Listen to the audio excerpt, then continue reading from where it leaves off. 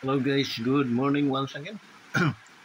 Um, Actually, rainy days ngayon dito guys sa atin sa Kalabunan, no? Sa Laguna, dito sa Santa Cruz. Napaka maulan siya simula pa nung nakarang araw. Okay? Um, nung nag-vlog ako nung nakarang araw, medyo umulan ng napakalakas. Sa buong buhay ko, doon lang ako naka-encounter ng ganong kalakas na ulan. Okay? And then, hanggang today, pabugso-bugso yung ulan. So, hindi ako naka-duty ngayon, no, sa palengke, sa prutasan natin, kasi nga medyo nadali na naman ng immortal yung kaibigan. Akala ko guys talagang naniniwala na sana ako na immortal tayo, no? Pero hindi, tinablan din tayo ng mga ubo, trangkaso. Bukod sa marami tayong Sika Wonders, maraming tinitake ngayon na gamot, no, sa diabetes, and then sa mga bad cholesterol. Okay? So, mga tinitake tayo. Okay? So, it is hard also to take yung mga gamot na pang-ubo, pang-lagnat, because I have matter of 4 tablets, no, na tinitake. So, every morning and afternoon, twice a day. So, yun pa man guys, hindi natin indahin yun, no. My body is the owner of my body is God, no. Actually, para sa akin, yung mga ganyan, mga medisina, mga gamot na yan, instrumento na lang yun. Actually, ang magpapagaling sa akin, yung aking best doctor, no? It is Jesus, no? He is a Jehovah Jireh, okay? So, for a matter of 30 years na I've been trusting Him, no? Hindi ako nawalan ng tiwala sa Kanya. He is the best physician.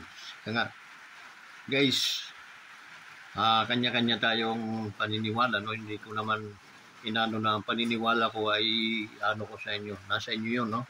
If you have faith na gagaling kayo sa pamamagitan ng mga gamot, so be it, no? Wala namang masama doon.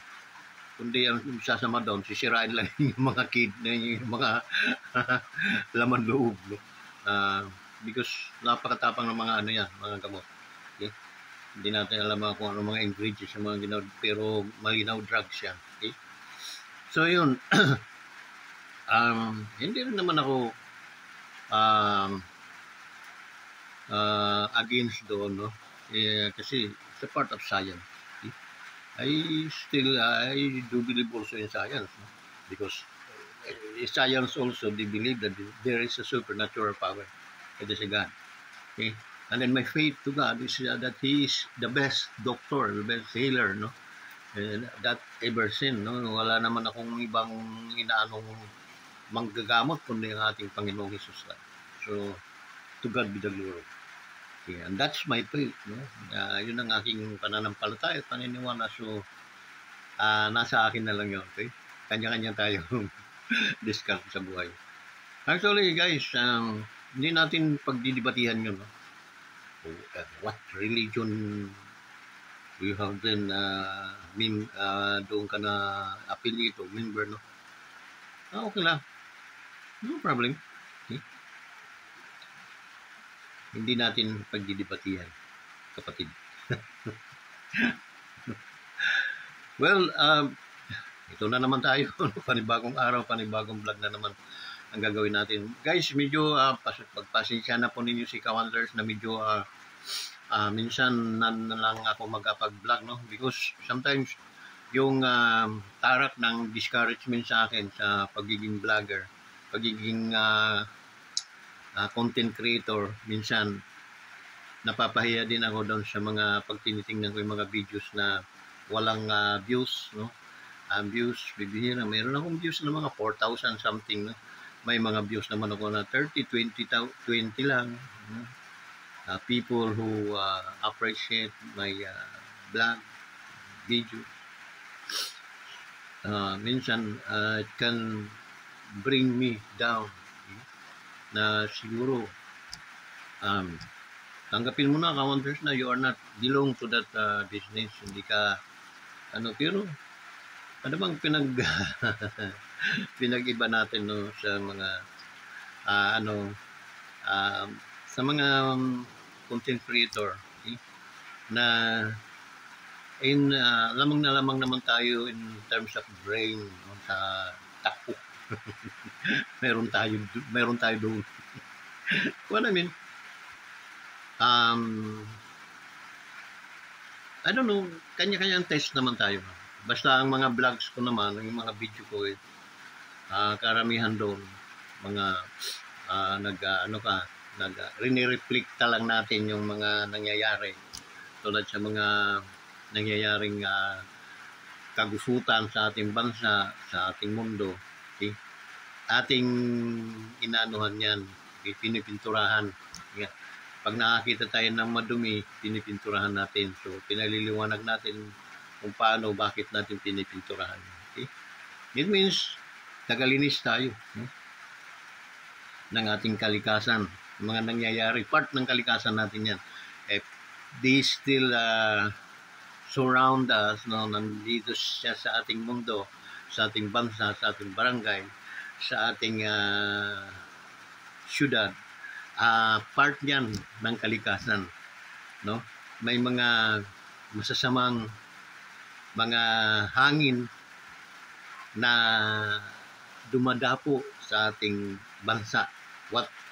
Yun ang mga nangyayari ngayon. Okay? Sa totoo lang, kung ihimay-himayin natin ng maganda, ng maayos, magbibigti ka magsusuicide ka kung ikaw ang natutumbok o ikaw ay isang leader na nandiyan dyan sa ating pamahalaan ngayon. Okay? Alam niyo kung mayroong isang yung bangin, marami na sa ating mga kawani ng ating gobyerno ang naglundagan dahil taglay nila ang kahihiyan na bakit nangyari sa kanila, no? Yung mga hindi natin sila masisisi dahil alam mo nyo, ang pera guys, pag yan ang pinairal, sabi nga ng Biblia, to love that money is the root of evil. To love, okay? So to incline, no, in love, yung parang doon ka talaga na ginapos mo ang sarili mo doon, sinamba mo na talaga yung pera. That's the reason why na kahit yung kahihiyaan, yung inyong pamilya ay hindi mo na isinaalang-alang. Nakalimutan mo kung anong pamilya mayroon ka. It's because of that money. Okay? We are talking about billions of money, not only a millions, it's a billion, guys. Okay? Na ang pera niyan ay galing sa pinagpawisan ng mga Pilipino. Galing sa tax nila. Okay? Na kinukuha, ini-endorso, inuutang, at ang magbabayad noon ang mga Pilipino na sila ay simula sa madaling araw igigising para maghanap buhay, kumita, ngayon ay dudugasin lang pala ng mga ilang mga nasa gobyerno. Diba, medyo kung isipin natin, ang hirap mong patawarin. Ang hirap magpatawad sa mga ganong klaseng tao.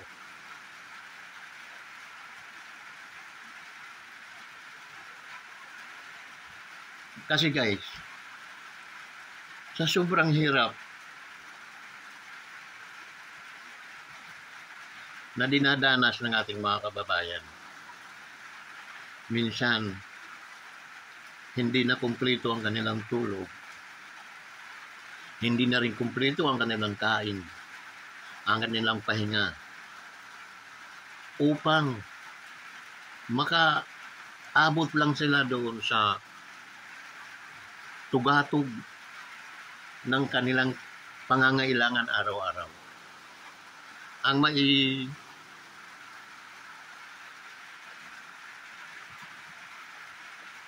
survive nila ang kanilang mga tiyan, makakain sila.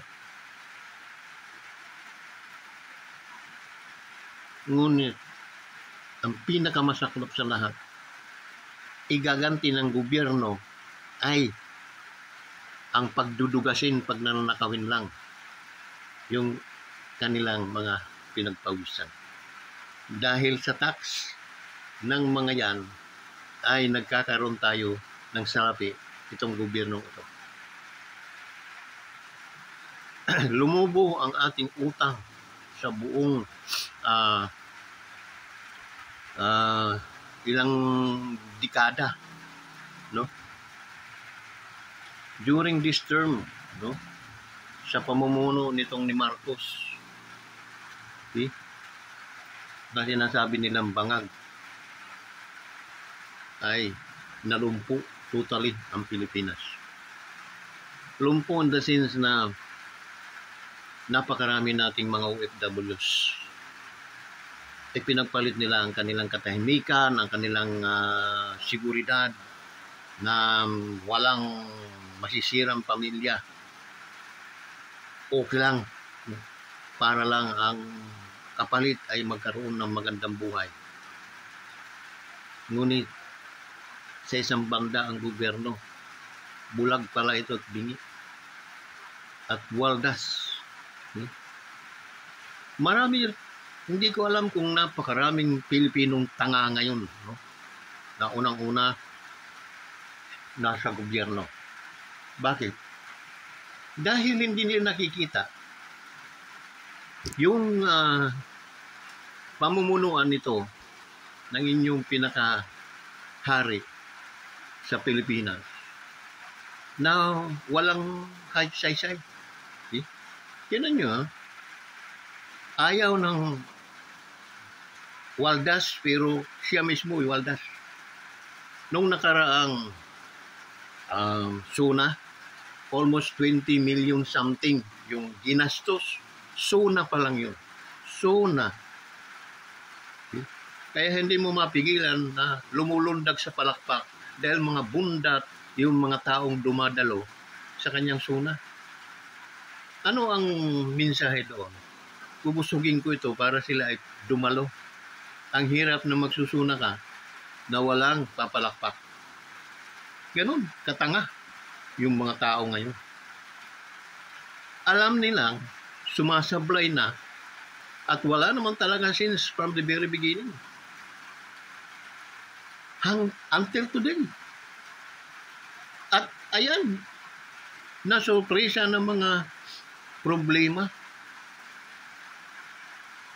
mga project na panaginip lang, pero bayan, kinulikta sa gobyerno. Yung tinatanga ka kasama ang sambahayang Pilipino. Pero yung pinakatumpak na ano doon, tanga yung inyong presidente. Bakit? Siya yung hari. Siya yung nadaya. Siya ang a-address doon sa mga katarantaduhan na ginawa ng nasasakupan niyang gobyerno. Ano nangyari? Sa kanyang huling SUNA, yung SUNA nakaraan, mahiya naman kayo. Palakpakan pa yung mga animal. Naglulundagan pa sa tuwa. Bakit? Yan sa sarap ng pagkain siguro. Bukod noon, kahit masakit, yung naalala ko noon ako'y pastor, no? Ito, kwento ko lang sa inyo. Noong ako'y nagkamali na sa ministeryo, yung lahat ng mga sinasalita ko sa pulpito, bumabalik na sa akin. It can make me sad. Ramdam ko yung pagbalik. Na ako yung binabalikan, pinapana ko ang sarili ko, nagbabaon sa akin. Napakahirap, guys. Napakahirap. And then, it is passed away na. Okay? God offers me a forgiveness. Okay? Bakit? Dahil sabi niya, if you ask forgiveness, I will assure you that I forgiven your sins. Your sins and iniquities, I remember no more. Yun. And then, yes, wala naman perfecto mga tao. We are human being. Pero yung mga kasalanan na mga hindi dapat patawarin, hindi ko po yung ginawa. Okay? Puro mga kasalanan na forgettable, yung pwedeng mapatawad. Okay?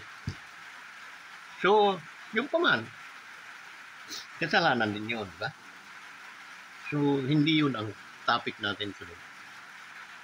Ang topic natin today is, paano nangyari? Sino ang nagpabaya? Malinaw na yung inyong presidente ay walang kamalay-malay. Kung susuriin natin. Eh paano? Kung kakutsaba. Okay? Dahil yung mga gumagawa ng mga tarantaduhan, yung pa ang mga matatapang, si Diablo magaling magtapon ng mga rasunis. Ito gamitin yung mga rasunis. Okay? Pero hindi kayo makakalusot sa hambalos ng Diyos, ng Panginoon sa inyo. Okay? Mayroong kaparusahan yun. The wages of sin is death. No? Death of what? Okay? Ibang topic yun. Okay? So what we need to explain you today is bakit nagkaganito ang bansang Pilipinas. Okay? Billions, trillions of money nasayang na supposed to be pambalik loob ng gobyerno yun sa mga taong nagbubuhis, pambigay sa kanilang health, mga kasakit sila libre, pang suporta sa mga nag-aaral para makabangon yung mga magulang na nabaon sa kahirapan dahil sa kanilang mga anak na pinaaral. Andoon ang presensya ng gobyerno. Damdam natin na mayroong gobyernong umaalalay sa mga magulang para makaraos at makatapos ng pag-aaral ang kanilang mga anak. Ninakaw. Lahat. Ninakaw. Andun lamang sa ilang bulsa. Kaya makikita nyo ang pamumuhay ng mga magnanakaw. Baliwala sa kanilang pera. Imagine mo, may nabalitaan tayo, anak ata ng kontraktor o kongresista. Kumain, isang kainan, almost 700,000, ha? Hindi hundreds. Hindi hundreds of pesos. Kulang-kulang 1,000,000, isang kain. Ano yun? Goldfish? Gold meat? Na pagtain nila, may sa kanila yung bars na, no? Gold bars na may tatain nila. Yak! Can afford kayo yung mga anak na yan, no? Kumuha kayo ng lubid, magbigti kayo. Dahil dala-dala na ninyong kahihiyaan na yan. Okay? Yung winahaldas ninyo yan, waldas, pera ng taong bayan yun. Ninakaw ng inyong mga ninuno. At kayo naman ang nagpapasasa. Kaya ganyan kayo pag gumastos, wala kayong pagmamahal. At wala kayong sa masabi sa mga tao na pakialam nila ako milyonaryo ang aking magulang Ang tanong, saan ang galing? So yan guys, anong nangyayari sa ating bansa?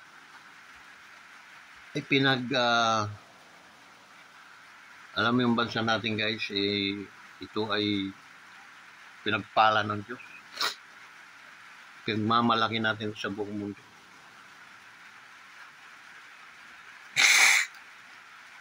Sisirain lang pala ng mga mandurugas. Ilang mga mandurugas na nabubuhay dito sa ating bansa. I hear the news in Indonesia. What's happening to Indonesia today? They are suffered because nag-react na yung mga tao sa sobrang corruption din na katulad dito sa ating Pilipinas. Mas malala ito. Pero dahil nga karamihan sa Pilipino ay mga decent na mga tao na alintala yung kanilang pag-react. Huwag ninyong sagsarin. Dahil dito, tinitimbang-timbang pa natin yung inyong presidenteng wala talaga. Bungaw ang tawag sa amin. Bungaw. Na hindi alam, anong gagawin natin? Bagyo pa lang yun, no?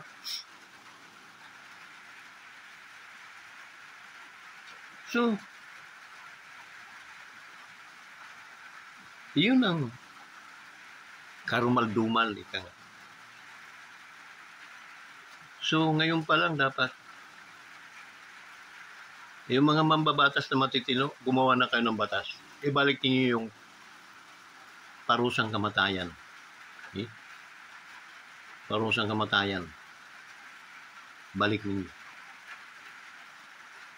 Unang-una, yung mga magnanakaw. Mandurugas sa kaban ng Pilipinas. Yun ang pinakauna.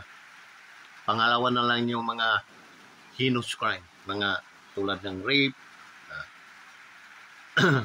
droga. Pangalawa na lang yung lipulin muna itong mga magnanakaw na to. Okay? Sinabi ko naman sa inyo, mayroon akong dreams, no, na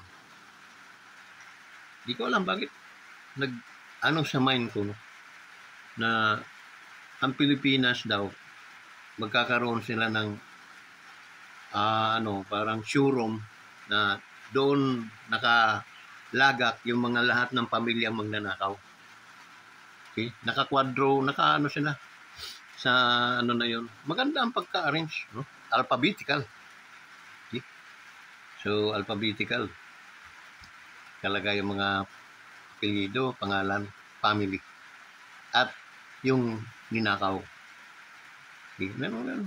Anong mga kaso na naka-file ng isanhi ng kanilang pagkalipol. Linilipol talaga simula sa mga anak hanggang sa mga third degree.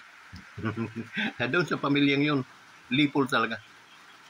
Kaya ako naman kapatid ako, hindi ako susugal, no? Mga gusto, kapatid ko, sumugal, tigok. Nandun sila sa history. Okay? Pagpunta mo doon sa building na yon, andun lahat, makikita mo yung mga mandurugas na mga tao. Cubicle sila doon. Pero mga na lang. Mga okit na lang. Pero, papasyalan nyo ng mga foreigner, ng mga bisita. Bakit? Doon nila makikita yung mga taong nagpahirap sa Pilipinas at mga taong ang kakapal na mukha na nandugas ng pera sa Pilipinas. Ando doon. Tapos, may portion din drugs. Dealers. Okay? Andun din.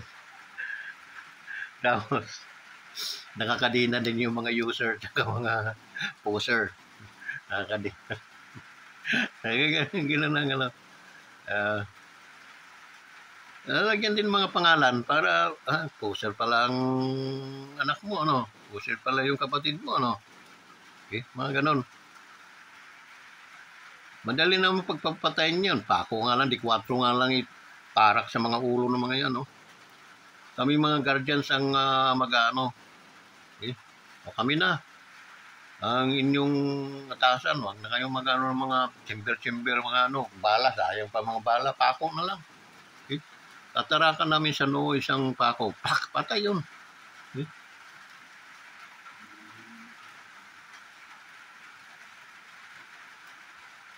Ganun guys, medyo minsan malupit talaga tayo mag-ano. Kasi tulad nung ginagawa ni Pangulong Duterte na once na hindi sinisira ninyo yung kinabukasan ng mga kabataan sa ating bansa, papatayin ko talaga yun. And that is the best. Yun ang pinaka-the best na salita. Because magdadalawang isip ka. Okay? Magdadalawang isip ka. Nagagawa ka ng ganyan. Either magbago ka. Kasi kung hindi ka nagbago, talagang yun nga, napakadali lang sa amin, no? Di 4 lang na pa ako, tapos ka. Okay? May hahawak sa tapos ang ulo mo nakalagay sa isang lalagyan na hindi mo maiikot. Okay? Pag lagatok ng pako, sus, no. Patay ka, boy. Diba? Ano yung human rights law? Paano yung mga nabiktima ng mga animal na yan? Wala bang human rights yun?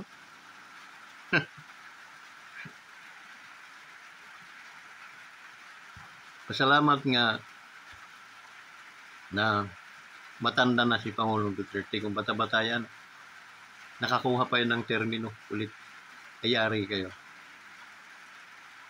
Okay? Yung pa man, hindi yun ang ating what's happening today to the Philippines. Okay? Ayan. Itinutungga na yung ating DPWH, yung mga magnanakaw dyan, no? Mga hippie. Okay? Madali lang naman yun. Imbarguhin lahat ang kanilang mga ari-arian. Hindi na ulit yun sa kahiyaan. Ikulong. Okay? Andin imbarguhin yung kanilang mga ari-arian. Dahil wala po silang pambili ng ganon, wala silang karapatan at wala silang ng katibayan na kaya nilang bumili ng mga ganong ari-arian. Malinaw yan na galing sa nakaw. Ganon lang kadali. Okay? So, medyo wala kasi ang inyong hari walang alam, aanga-anga, hindi alam. Okay? Halimbawa akong presidente, hanapin nyo yung source nito. Pag sinabing yung pinsan mo, hulihin yan. Bitin pati warik. Gano'n lang na simple. So, pinsan nga kita. Pero gago ka naman. Ako mismo uutas sa'yo. Tapat mo sa drum. Hulugan mo ng 20 granada yung drum. Hindi yan mabungol. Ba? Kunin lahat ang mga ninakaw, mga are-are, mga bahay na pinagbiyo. Wala namang capacity bumili yan. Okay? Kunin. O di wala nang gagawa ng ganun ng mga Pilipino. Bakit? Takot, siyempre. Takot. At sa sunod, huwag kayong mag-ilik ng isang presidenteng walang alam. Dahil paikutin lang or tayo ang pinaiikot. Okay? Wala akong alam dyan. Eh, wala alam ng punyita ka, ikaw ang presidente, tarantado. Di ba? Let put ourselves in a higher position than him so that masabi mo yung gusto mong sabihin. Okay? Na tama. Kasi kung iano mong napaka low profile mo, hindi ka talaga makakapagsabi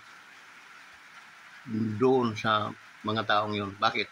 Respeto mo ang mga animal na yun kahit mga magdurugas. Kahit mga walang alam, irespeto mo pa rin. No? Pero put yourself up above them, no? Mas mataas sa kanila. Mumurahin mo mga yan. Ako, pag mayroon akong kausap na tingin kong mababang mura buti sa akin pag nakipag-debate. Bakit? Para hindi ka na pang dumibate. Alam mo wala kang laban eh.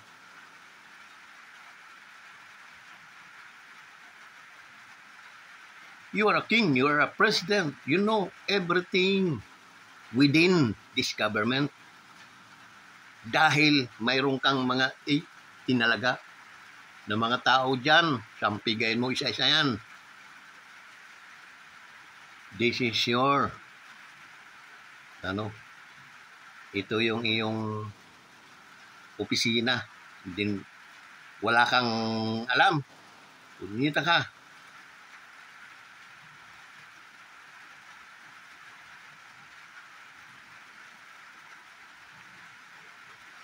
Tanggalin yung mga pangit, palitan ng mga magaganda. O ikaw mismo, resign because yung kapasidad mo, capacity to wala. Hindi mo talaga kaya. Nakakahiya ka lang habang lumalaon.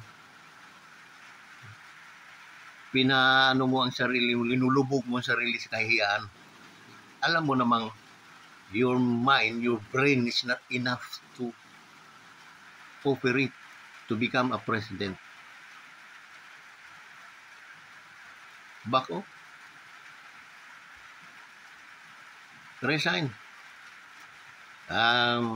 Starting today, I resign being president because I don't know how to blah blah blah blah blah blah. Thank you so much. Sana mapatawad pa ninyo sa aking katangahan.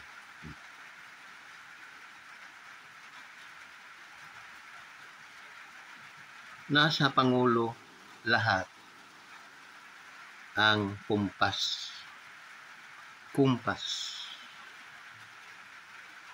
Pero pag ang Pangulo ay walang alam, kundi puro mga illegal, tulad ng ginawa nyo kay Pangulong Duterte, illegal, ginawa nyong katawa-tawa, pero ang nagsasuffer noon, yung Duterte. Pero alam ko magsasuffer din ng inyong mga utak, inyong mga isip.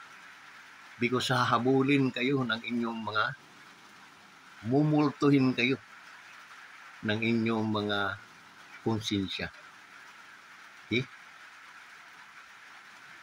Karma is always there. Malapit na malapit lang sa inyo yun. Okay? So yun guys, no? Hoping na wag tayong umano sa init ng ulo ng mga Indonesian sa kanilang mga congressman, sa kanilang pamunuan. Pilipino is kalmado. Okay? Kalmado. Think twice and then pray.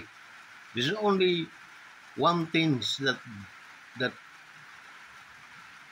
how to solve this goddamn problem is a prayer. There is a power in prayer. Okay? So, doon sa mga kaparian noon na nagkamali, assumption nila sa Pangulong Duterte, ngunit marami din akong nakikita at kakilalang pare na they are Duterte's believer. Okay? Dahil takot ang mga congressman, nagutom sila for a matter of 6 years. Alam mo ngayon, ililihis pa yung issue. Ililihis pa ng mga demonyo. Ano pa nila si Duterte, i-involve pa nila si Duterte na mga Viscayas daw noon pa yan ng Duterte. Hindi nga sila namayagpag ng Duterte administration dahil hindi po ubra yung mga ganyan katangahan dahil napakatalas ng Pangulo.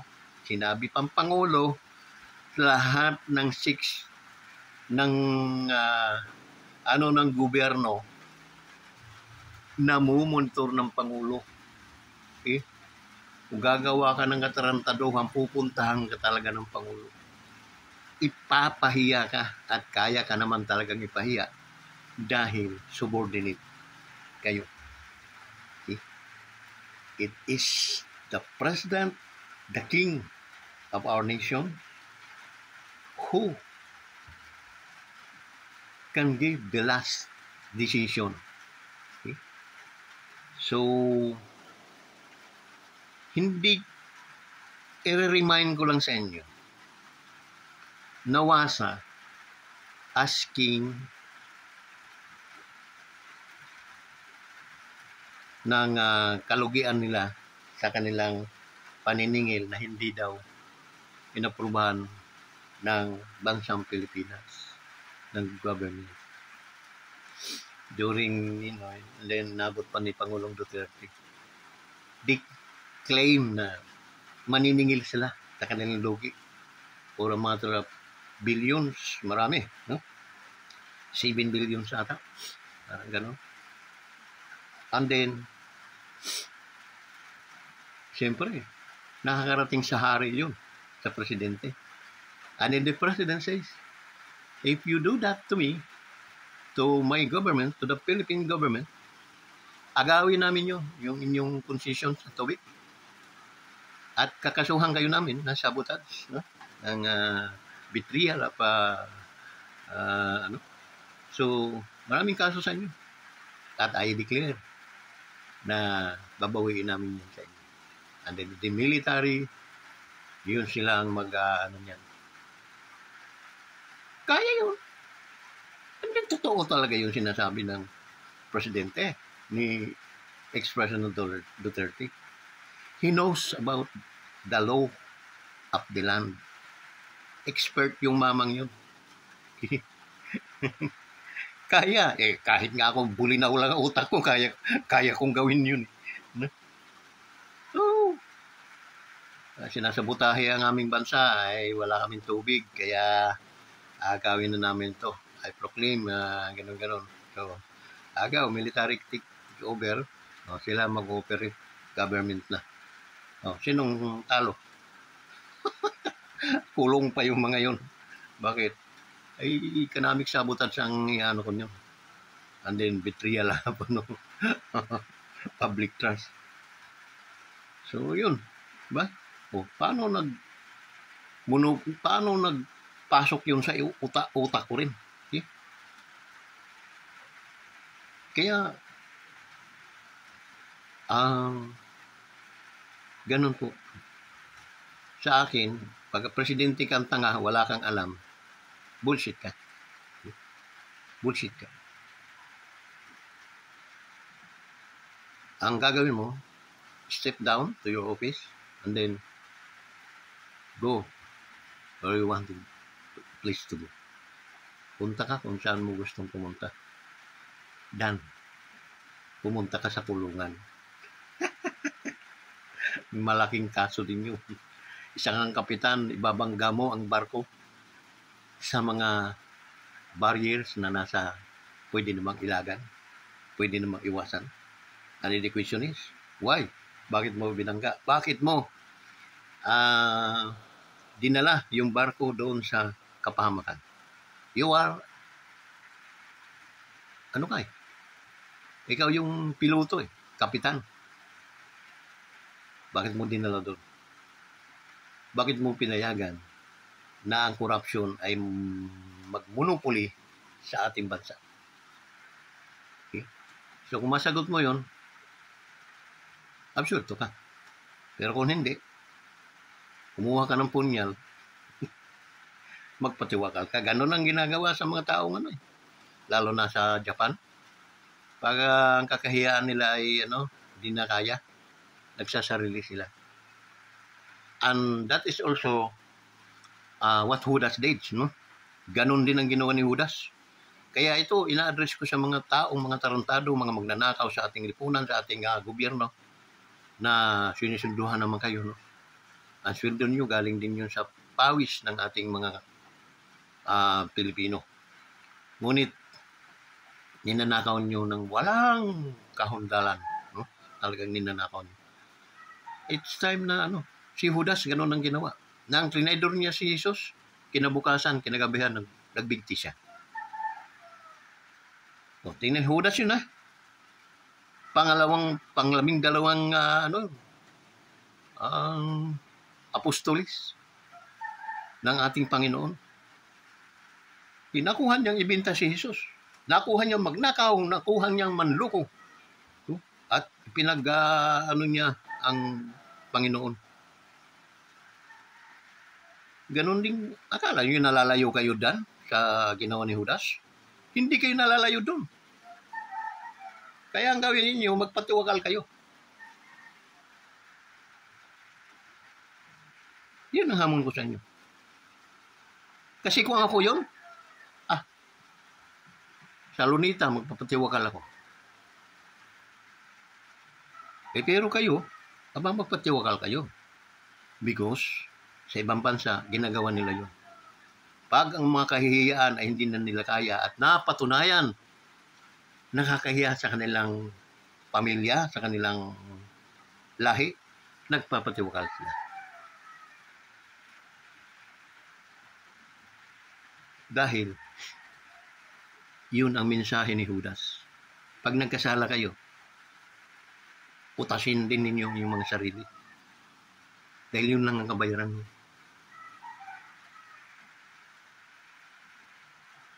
So guys, maraming salamat sa pagkakataong ito.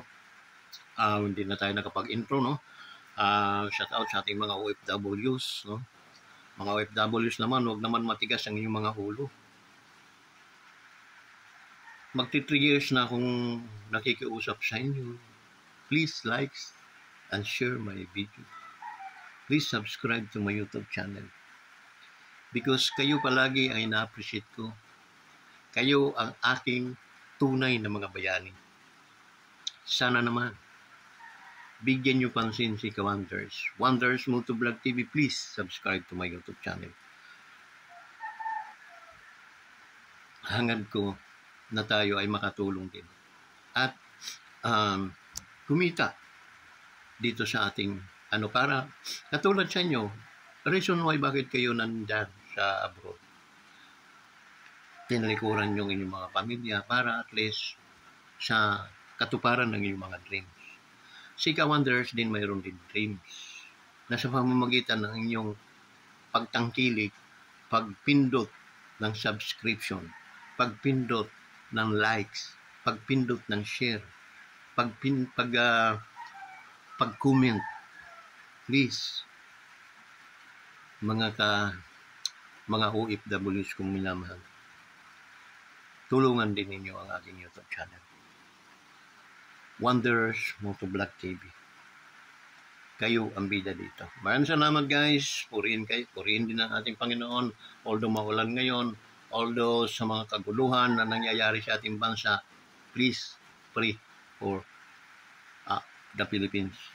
Ipanalangin natin ang ating bansa. Yun lang ang tanging solusyon na magpapabago sa takbo ng ating lipunan. Maraming salamat. Bye-bye.